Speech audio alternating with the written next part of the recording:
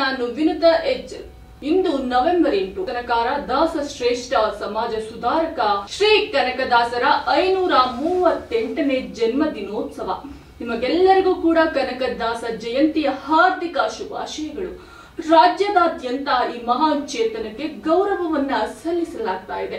ಭಕ್ತಿ ಪಂಥದ ಶ್ರೇಷ್ಠ ಸಂತರಲ್ಲಿ ಒಬ್ಬರಾಗಿರುವಂತಹ ಕನಕದಾಸರು ತಮ್ಮ ಕೀರ್ತನೆಗಳನ್ನ ಊಗ ಭೋಗಗಳು ಮತ್ತು ಕಾವ್ಯಗಳ ಮೂಲಕ ಸಮಾಜದಲ್ಲಿ ಸಮಾನತೆ ಮತ್ತು ಭಕ್ತಿ ತತ್ವವನ್ನ ಸಾರಿದರು.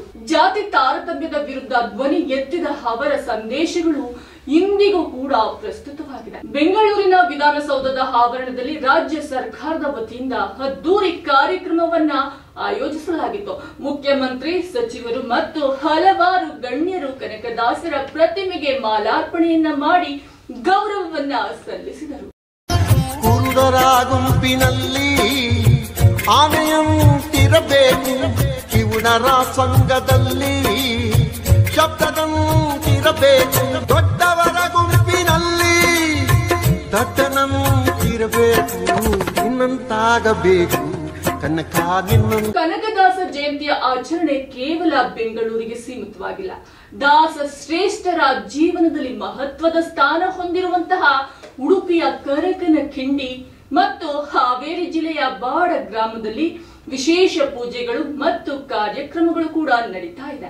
ಉಡುಪಿಯಲ್ಲಿ ಶ್ರೀಕೃಷ್ಣನ ದರ್ಶನಕ್ಕಾಗಿ ಕನಕದಾಸರು ಅನುಭವಿಸಿರುವಂತಹ ಕಷ್ಟ ಮತ್ತು ಕನಕನಕಿಂಡಿಯ ಇತಿಹಾಸವನ್ನ ಈ ಒಂದು ಕ್ಷಣದಲ್ಲಿ ಸ್ಮರಿಸಲಾಗ್ತಾ ಇದೆ. ಭಕ್ತ ಕನಕದಾಸರು ನೀಡಿರುವಂತಹ ಸಂದೇಶ ಶಾಶ್ವತವಾದದ್ದು.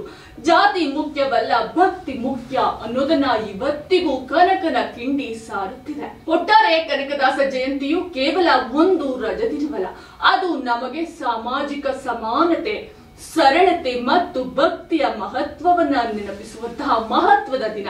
ಅವರ ಆದರ್ಶಗಳನ್ನ ನಮ್ಮ ಜೀವನದಲ್ಲಿ ಅಳವಡಿಸಿಕೊಳ್ಳುವುದೇ ನಾವು ಅವರಿಗೆ ಸಲ್ಲಿಸುವಂತಹ ನಿಜವಾದ ಗೌರವ. ಇದಾಗಿತ್ತು ಇವತ್ತಿನ ವಿಶೇಷ. ಇಂತಹ ಮತ್ತೊಂದಷ್ಟು ವಿಶೇಷ ಸಮಾಚಾರದೊಂದಿಗೆ ನಾನು ನಿಮ್ಮ ಮುಂದೆ ಬರ್ತೀನಿ. ನಮಸ್ಕಾರ.